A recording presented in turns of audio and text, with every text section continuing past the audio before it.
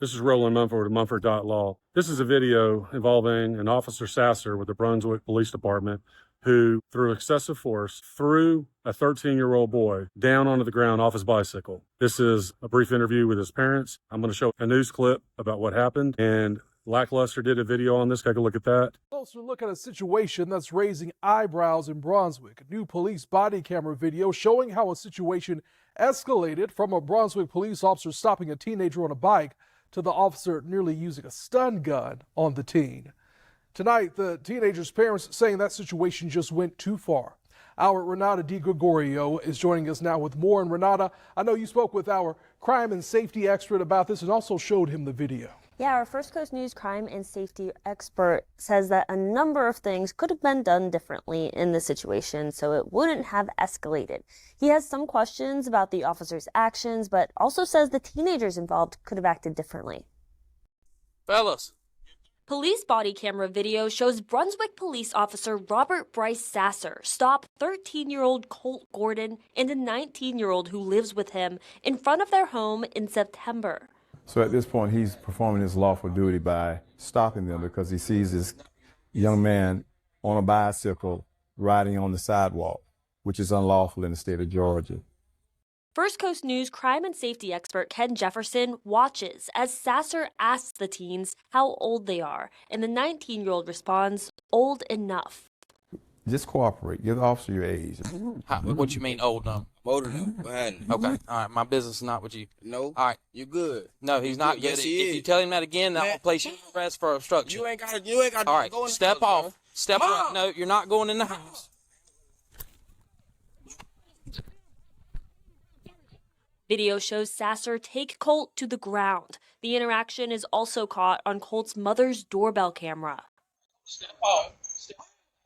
The officer tells the guy on the bicycle to get off, and then he slings him to the ground. I don't know why.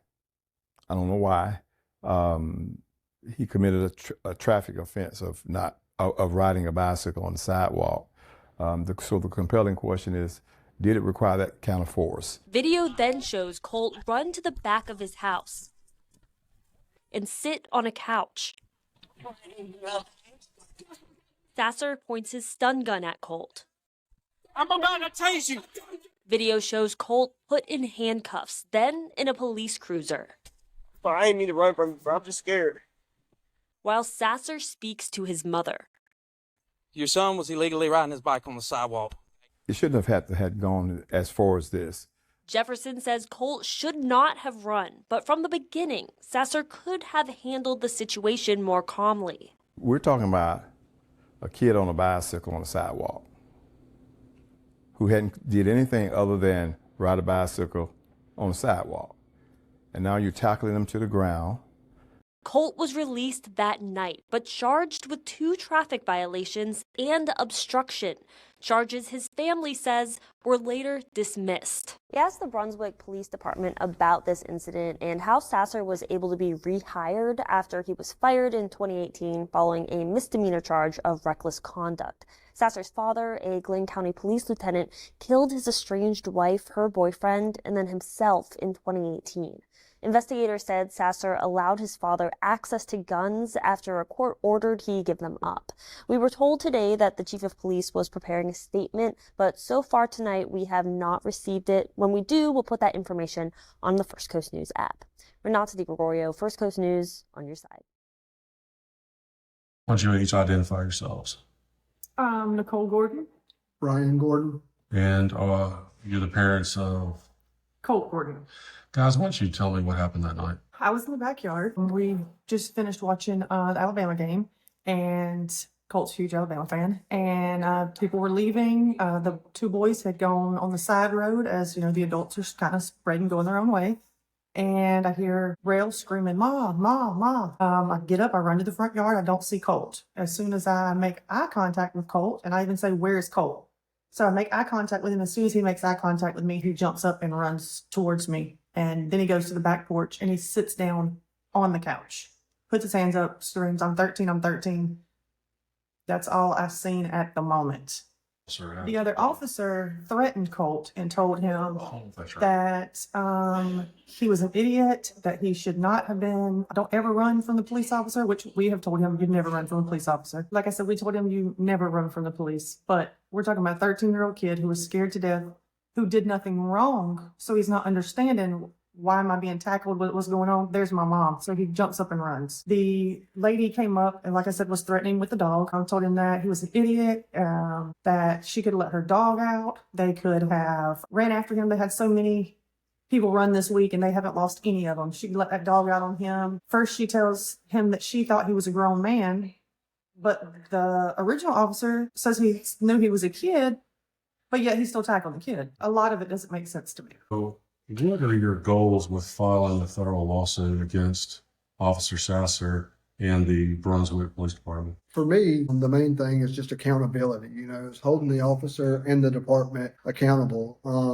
We immediately filed separate formal complaints against Officer Sasser. Within a couple of days of the incident, we finally heard back and they dismissed the case. It wasn't long after that, I'd say probably a month went by, we handled his legal situation because he had caught two traffic violations and obstruction of an officer. So after we handled that in juvenile court, the case was completely dismissed after they seen the home footage video and the body cam footage. After that, Nicole had actually reached out to a news outlet and they picked up the case and they had interviewed us. After that, after it started making ground on the news network, the Brunswick mayor reached out to us and apologized tremendously. He said that this should never happen to any child. He was so sorry that it happened to ours, that he was going to reopen the investigation into the case himself and call the GBI. And so they did that. Let's talk about the GBI. Okay. Now, that's kind of what we've been waiting on is the GBI did an investigation of Officer Sasser, and you finally got the documents, and apparently they're clearing him.